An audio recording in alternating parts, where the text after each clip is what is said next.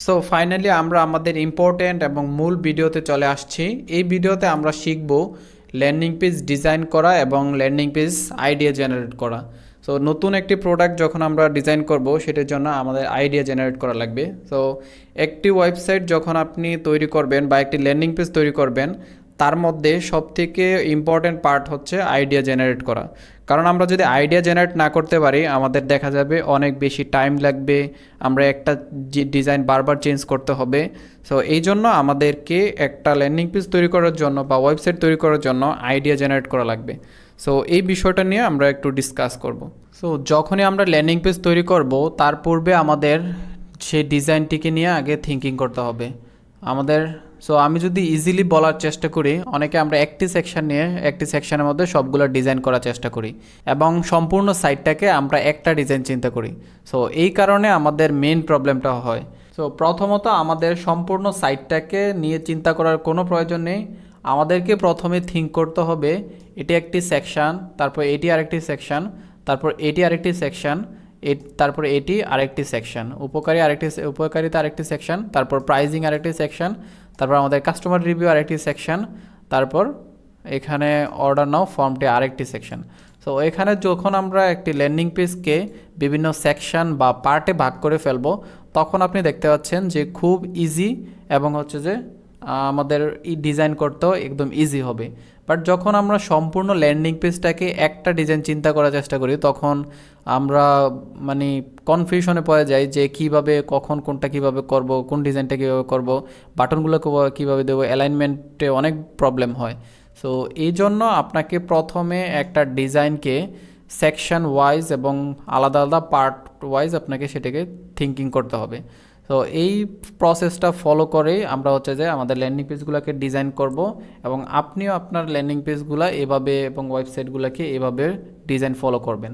So তাহলে আপনি খুব ইজিলি ফরম্যাটটা ফলো করতে পারবেন এবং যে কোনো জটিল জটিল ডিজাইন আপনি করতে পারবেন। সো নতুন ল্যান্ডিং পেজ তৈরি করার জন্য আমরা চলে আসবো কার্ট ফ্লোস থেকে ফানেলসে আসার পর এখানে আমরা আমাদের যেহেতু পূর্বে কোনো ল্যান্ডিং পেজ নেই, আমরা এখানে এটা ফাঁকা দেখব।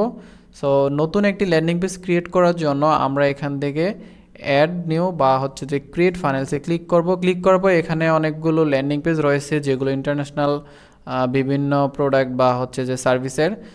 সো এগুলো রয়েছে, কিছু প্রো ফ্রি রয়েছে। আমরা এখান থেকে স্ক্র্যাচ থেকে ক্রিয়েট করব। স্ক্র্যাচে ক্লিক করে তারপর এখানে ফানেলের নাম দিব নিউ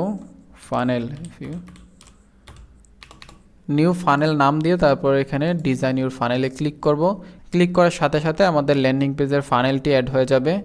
এটিকে আমাদের এখন ডিজাইন করা লাগবে। সো আমি যদি ল্যান্ডিং পেজের যে ধাপগুলো রয়েছে সেগুলো স্টেপ বাই স্টেপ সহজভাবে বোঝানোর চেষ্টা করি, তাহলে এখানে আপনি লক্ষ্য করলে দেখতে পারবেন আমরা ফানেল অপশন থেকে নিউ ফানেলের এডিট অপশনে আসি। তো এটি এখন পাবলিশ অবস্থাতে আছে। আমি চাইলে এটিকে ড্রাফটে ফেলাইতে পারবো বা হচ্ছে আনপাবলিশ করতে পারবো। তো মূল বিষয় যেটা, এখানে আপনি ফানেল স্টেপসে ফলো করলে দেখতে পারবেন এখানে তিনটি অপশন রয়েছে। একটি সেলস ল্যান্ডিং, 2 নাম্বারটি চেক আউট, 3 নাম্বারটি থ্যাংক ইউ। তো এখান থেকে যখন একজন ভিজিটর আমাদের ল্যান্ডিং পেজে আসবে, সে মূলত এই ল্যান্ডিং পেজটি দেখতে পারবে, এই পেজটি দেখতে পারবে।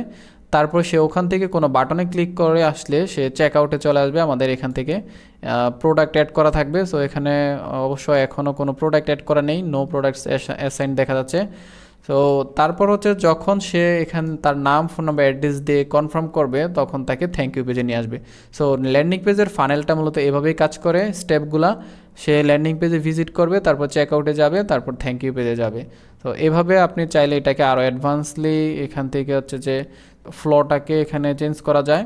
সো ল্যান্ডিং পেজের ফ্লোটাকে আপনি আরও স্মুথলি এখানে কন্ট্রোল করা যায়।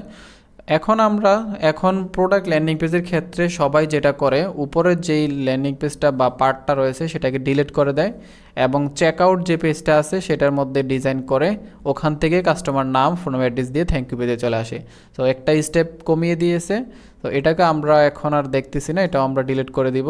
ডিলিট করে দেওয়ার পর আমরা এডিট করব, যে চেক আউট পেজটা রয়েছে সেই চেক আউট পেজটাকে আমরা এডিট করব। সেখান থেকে আমাদের যে ডিজাইনের ফরম্যাটটা ফলো করতে বলেছিলাম, প্রত্যেকটা পার্টকে আলাদা আলাদা সেকশন ওয়াইজ আমরা চিন্তা করব, ওভাবে হচ্ছে যে আমরা এই ডিজাইনটাকে এখন করার চেষ্টা করব। তার পূর্বে আমি এখানে একটা সেটিংস দেখিয়ে দিতে চাই, তাহলে এখানে আপনি দেখতে পারবেন সেটিংস, ওপেন সেটিংসে ক্লিক করলে এই ফানেলসের আপনি বিভিন্ন অপশনগুলো এখান থেকে দেখতে পারবেন। প্রোডাক্ট অপশন, এখান থেকে প্রোডাক্ট অ্যাড করা, সো এটা আমরা দেখব ডিজাইন করার পর। তারপর চেক আউট ফর্ম, এখানে বিভিন্ন কুপন ফিল্ড আছে, তারপর এডিশনাল ফিল্ড এগুলো আছে। তো এগুলো এখান থেকে আপনি অফ করে রাখতে পারবেন বা অন করে রাখতে পারবেন। সো ফানেল ফিল্ড এডিটর থেকে এটা কিভাবে কাজ করে, সো এটা আমরা পরে দেখব। তা এবং সেটিংস থেকে আপনি এখানে চেকআউটের যে নামটি রয়েছে সেই নামটি চেঞ্জ করতে পারবেন। সো আমরা এখন ডিজাইন করতে চলে যাব। ডিজাইন করার জন্য চেকআউটে ক্লিক করে নতুন একটি ট্যাবে ওপেন করে নিব।